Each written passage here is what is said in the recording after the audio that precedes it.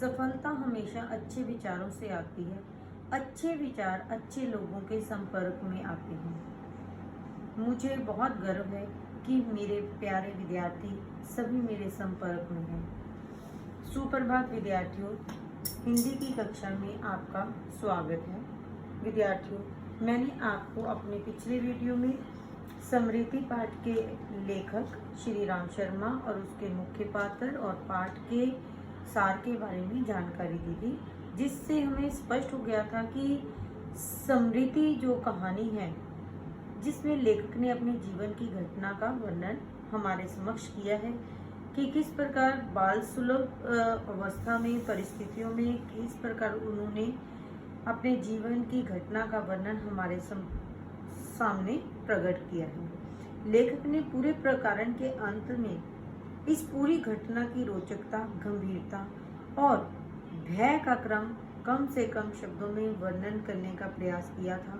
तभी तो उन्होंने कहा, कितने अच्छे थे वे दिन। उस समय न राइफल थी और था तो सिर्फ डंडा, डंडे का शिकार कम से कम उस सांप का शिकार राइफल के शिकार से कम रोचक और भयानक नहीं था। ये तो थी समृद्धि पाठ के बारे में जानकारी। आज हम अपने इस वीडियो में समृद्धि पाठ से संबंधित प्रश्न उत्तरों के बारे में चर्चा करेंगे। सबसे पहले मैं आपको विद्यार्थियों बता दूं, समृद्धि शब्द के पर्यायवाची शब्द देखिए। आप इसमें समृद्धि का पर्यायवाची शब्द है याद, स्मरण, स्मरण शक्ति, सुध और याददाश्त। यहाँ पर मैंने आपको इसके पर्यायवाची समृद्धि शब्द के पर्यायवाची शब्दों के बारे में बताया है। आपके पाठ्यक्रम से संबंधित इस अध्याय के प्रश्न उत्तरों पर अब चर्चा करने जा रहे हैं। पहला प्रश्न है, भाई के बुलाने पर घर लौटते समय लेखक के मन में किस बात का डर था? बच्चों, जब ये आपके सामने मैंने ये प्रश्न पढ़ा, आप में से काफी बच्चों को इसका उत्तर आता भी होगा, क्योंकि अगर आपने इस पाठ के सार के बारे में अच्छी तरह से जाना होगा कि भाई के बुलाने पर जब लेखक के मन में क्या डर था। भाई के बुलाने पर लेखक को किसी अपराध की सजा मिलने की आशंका थी। क्यों? क्योंकि वो शरारती थे, ठीक है। भाई द्वारा पिटाई की जाने की संभावना भी थी, इसीलिए लेखक के मन में भाई द्वारा मार खाने का डर था। यानी उसको इस बात की चिंता हो रही थी कि मुझसे कोई गलती हो गई है, जिसके कारण जो है मुझे घर से बुलावा आया है, और हो सकता है कि किसी ने मेरी शिकायत कर दी हो कि कुछ लड़कों ने भी, क्योंकि वो उस समय झरबेरी के बेरों को तोड़कर खा रहे थे। इसी बात के डर से वो जब घर पहुंचे तो उनके कदम डरते डरते उन्होंने अपने घर में प्रवेश किया। यही पहले प्रश्न का उत्तर है कि भाई के बुलाने पर घर लौटते समय लेखक के मन में पिटाई का डर उन्हें खाए जा रहा था। अब इसी पाठ का द्वितीय प्रश्न, मक्खनपुर पढ़ने जाने वाली बच्चों की टोली रास्ते में पड़ने वाले कुएं में ढेला क्यों फेंकती थी?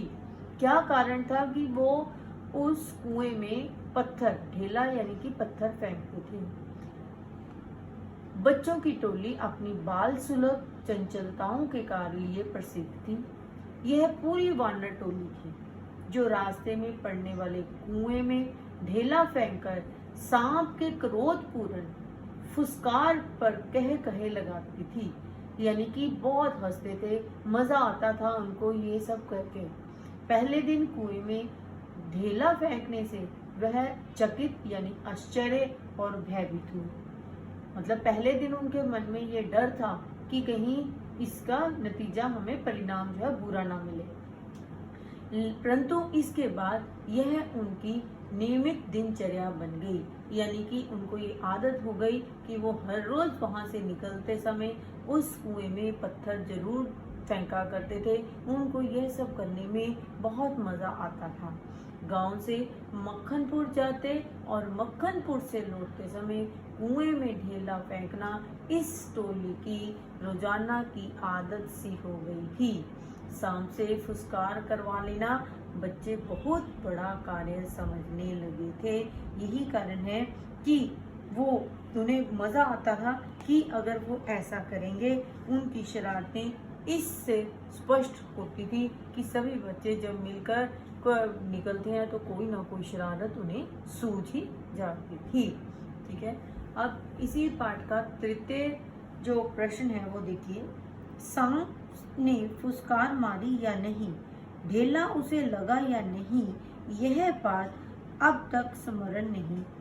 यह कथन लेखक की किस मनोदशा को स्पष्ट करता है? बच्चों, इस प्रश्न में हमने लेखक की मनोदशा के बारे में समझाना है। यह कथन कि सांप ने फुसकार मारी या नहीं, ढेला उसे लगा या नहीं, यह बात अब तक स्मरण नहीं। इस कथन से लेखक की किस मनोदशा को स्पष्ट करना है हमने? यह कथन लेखक की घबराहट और उलझनपूर्ण मनोदशा को स्पष्ट करता है।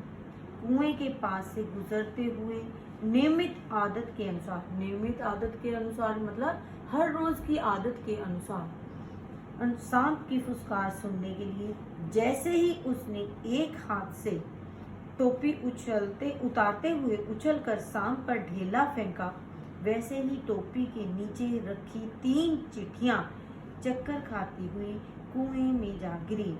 यानी कि जब बच्चे अपनी शरारतों से कभी बाज नहीं आते और जैसे ही उसमें अपनी रोज की आदत के अनुसार लेखक ने सांप की फुसकार सुनने के लिए उसने अपनी टोपी उतारते हुए उछलकर सांप पर पत्थर फेंका, वैसे ही टोपी के नीचे रखी हुई चिट्ठियां चक्कर खाती हुई कुएं में जा गिरी। भाई साहब की जरूरी चिट्ठियों को कुएं में गिरते देखकर लेखक पर बिजली सी गिर पड़ी। बच्चों, गिरनी ही थी, क्यों? क्योंकि वो भाई साहब की बहुत ही जरूरी यानी आवश्यक चिट्ठियां थी जिसे उन्होंने डाकखाने में डालने के लिए दी थी। उन गिरती हुई चिट्ठियों को पकड़ने के लिए लेखक ने एक झपटा भी मारा, पर घबराहट में लेखक को कुछ भी सूझ नहीं रहा था। ढेले की चोट से सांप को आहत होना और फुसफुसाने की आवाज उन्हें सुनाई नहीं पड़ रही थी। क्यों सुनाई नहीं पड़ रही थी? क्योंकि उस समय उस लेखक को अपने बड़े भाई की मार का डर दिखाई दे रहा था। उसके मन में निराशा और पिटने का डर और उद्वेग से उसकी आंखों में पानी रुकने का नाम भी नहीं ले रहा था।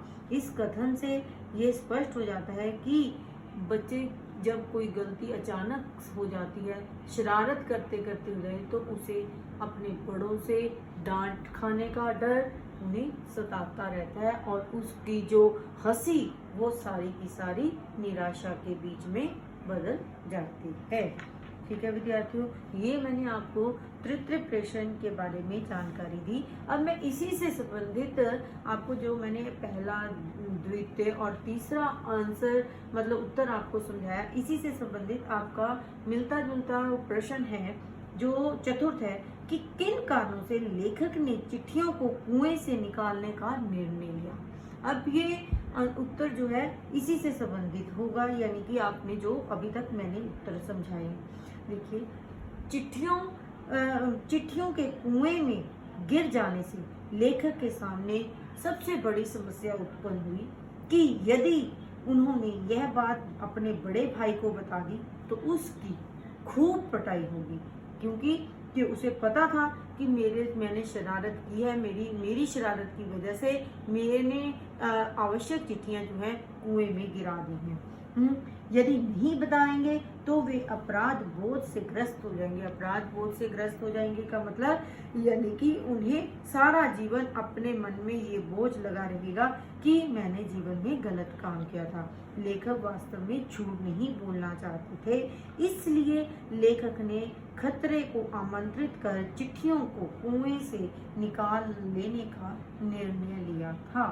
ठीक है, विद्यार्थियों, आज मैंने सिर्फ आपको इस समृद्धि पाठ के पहले जो 4 प्रश्नों के उत्तरों के विषय संबंधी जानकारी दी है और इसी से इसके आगे के प्रश्नों के जो उत्तर हैं उसके बारे में मैं अपने अगले वीडियो में आपको समझाऊंगी।